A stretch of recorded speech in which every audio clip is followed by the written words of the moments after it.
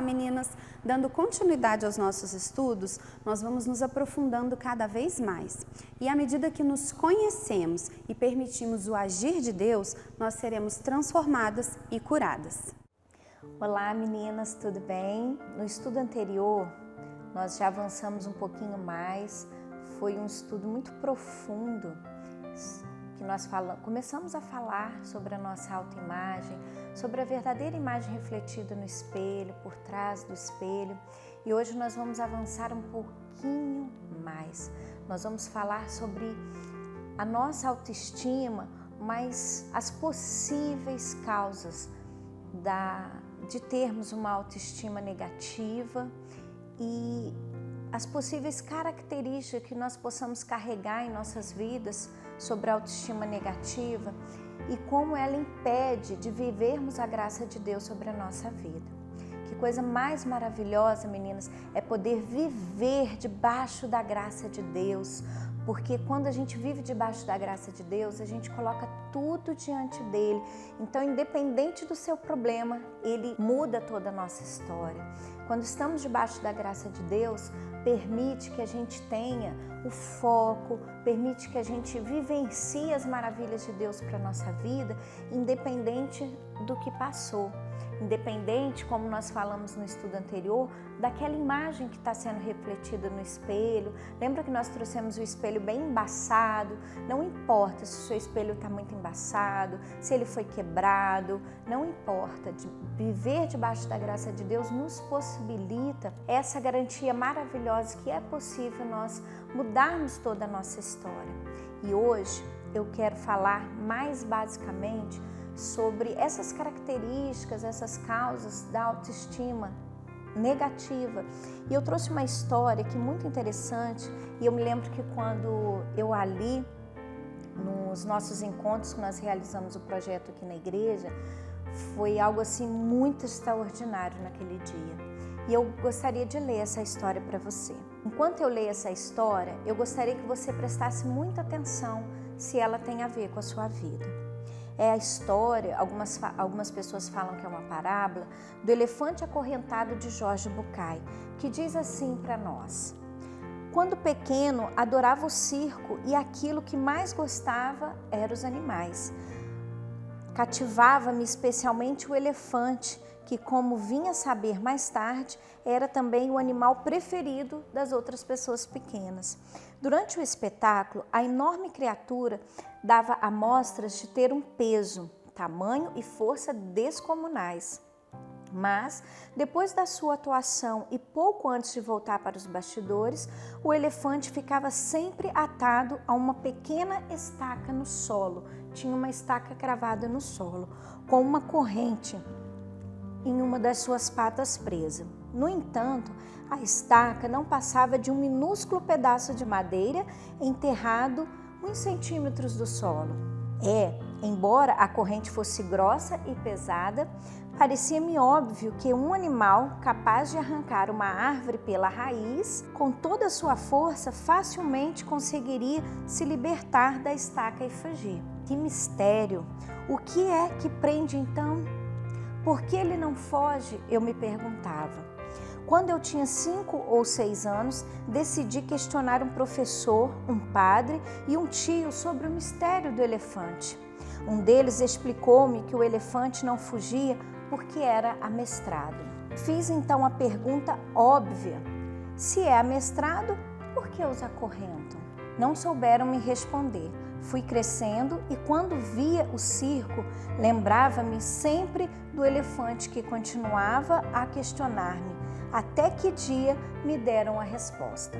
O elefante do circo não foge porque esteve atado a uma estaca desde que era muito pequeno. Fechei os olhos e imaginei o indefeso elefante recém-nascido preso a essa estaca. Tenho a certeza de que naquela altura o elefantezinho puxou, esperneou e suou para tentar se libertar. E, apesar dos seus esforços, não conseguiu, porque aquela estaca era demasiado forte para ele. Imaginei-o adormecer, cansado, e ao tentar novamente no dia seguinte, e no outro, e no outro, e no outro, até que um dia terrível para a sua história, o animal aceitou a sua impotência e resignou-se ao seu destino, viver acorrentado com aquela estaca à sua frente. O elefante, enorme e poderoso, que vemos no circo, não foge por quê? Coitado, pensa que não é capaz de fazer. Tem gravada na memória a impotência que sentiu pouco depois de nascer. E pior é que nunca mais tornou a questionar seriamente essa recordação. Jamais tentou por novamente a prova a sua força. Pobre elefante, continua a pensar que não é capaz. Não consigo e nunca hei de conseguir. O elefante não sabe que a única maneira de saber se é capaz é tentando novamente, de corpo e alma e com toda a força do seu coração. Essa história, ela é muito forte. Talvez enquanto eu estava lendo, você se identificou com ela. O elefante, ele não saía daquela situação porque ele havia gravado na sua mente, na sua memória, que ele não poderia sair daquela situação. Aquela estaca foi colocada quando ele era criança. Então, ele agora já grande, forte, com certeza ele poderia tirar quebrar aquela corrente, tirar aquela estaca, mas a sua memória ficou condicionada ao tempo que ele estava preso e ele nunca mais reveu essa imagem. Então, na nossa vida, o que nós podemos aplicar, meninas? É exatamente assim. Às vezes vivemos com estacas às nossas frentes, vivemos acorrentadas em situações lá do nosso passado, que nos foi imposta por uma situação familiar ou por algum acontecimento, algum evento ruim que aconteceu, nos impossibilitando de seguir em frente. E a gente fica como um elefante, a gente se posiciona nessa situação e acha que ela é normal para as nossas vidas. E ela não é normal. Eu gostaria muito, meninas, que vocês refletissem nessa história e que vocês revessem mesmo se a vida que vocês estão levando, a vida que vocês estão tendo para vocês, não está como a do elefante. Pense que você pode viver debaixo da graça de Deus. A Bíblia fala que a graça de Deus, ela é suficiente para nós. A graça de Deus, somente ela nos basta para tirar todas as correntes, para arrancar todas as estacas e acabar com todo e qualquer mal na nossa vida. Então, assim como essa história desse elefante fez todas nós, no dia que nós estudamos, refletir, o meu desejo é que você reflita e tente mudar, porque quando a gente vive assim, meninas, acorrentada, faz a gente ter de nós uma autoimagem negativa. Percebe que o elefante, ele tinha essa imagem dele, ele era grande, forte, e ele podia mudar toda aquela história, mas ele olhava para dentro de si e tinha uma autoimagem tão negativa, tão fraca, de tão frágil, que ele se permitiu viver assim. Então, se na sua mente está gravado, registrado, qualquer sentimento de incapacidade, de que você não pode, hoje, em nome de Jesus, eu declaro para a tua vida, permita que a graça de Deus entre dentro da sua vida, entre dentro da sua mente, do seu coração e transforme tudo isso. Não viva acorrentado, não viva dessa maneira. Então, meninas, a graça de Deus, ela é suficiente para nos manter de pé e nos fazermos ser livres, mudar todo esse contexto de uma autoimagem negativa e fazer que a gente entenda que somos filhas e com Ele podemos viver livre e de maneira curada. Que Deus abençoe a sua vida e até o próximo encontro.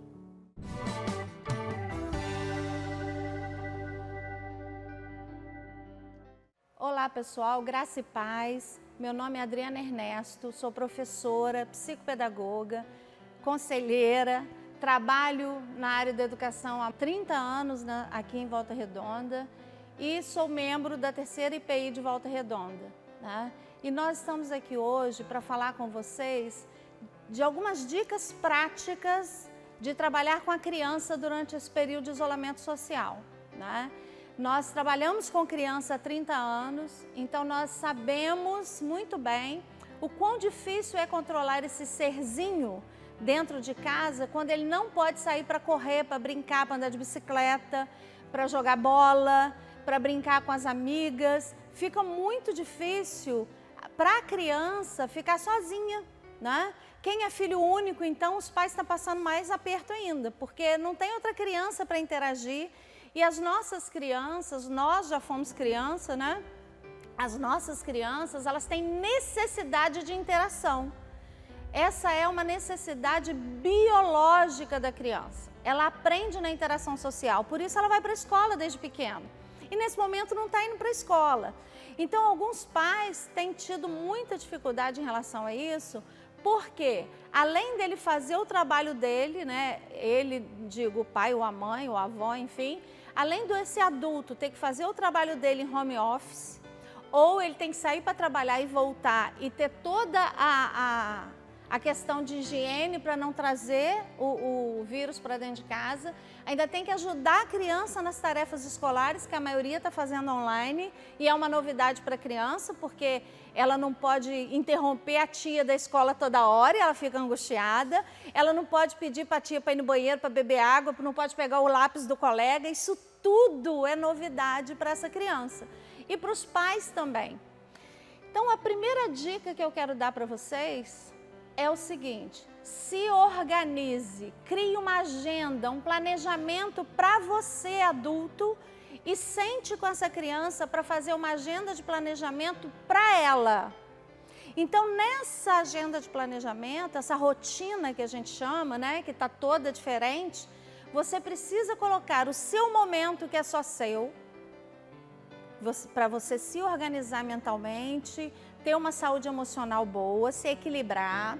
Você precisa ter um momento com seu filho ou com seu neto. Você precisa ter um momento do seu home office ou das suas atividades domésticas, né? Então, organize uma agenda, só não seja radical nessa agenda. Tipo assim, acabou seu tempo, meu filho, vai embora que agora é minha hora de home office.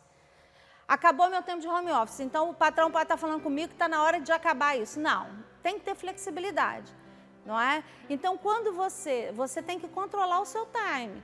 Quando você percebe que está terminando aquele horário, você já vai dando um jeito de encerrar aquilo de uma forma tranquila com o seu filho, tá certo? Mas precisa dessa atenção. A criança, nesse momento, ela precisa dessa atenção. E uma outra dica muito importante é envolvê-los nessa conversa sobre o isolamento. A criança ela vai acreditar nos pais e o que os pais disserem para ela. Porque a internet está cheia de informação, os telejornais estão cheios de informação, e muitas vezes eles recebem informação sem entender essa informação. Então é muito importante que você, pai, você, mãe, você, avó, converse com eles dos perigos desse vírus e o que eles estão entendendo sobre isso. E a última dica que eu quero deixar para vocês é: brinque com as crianças.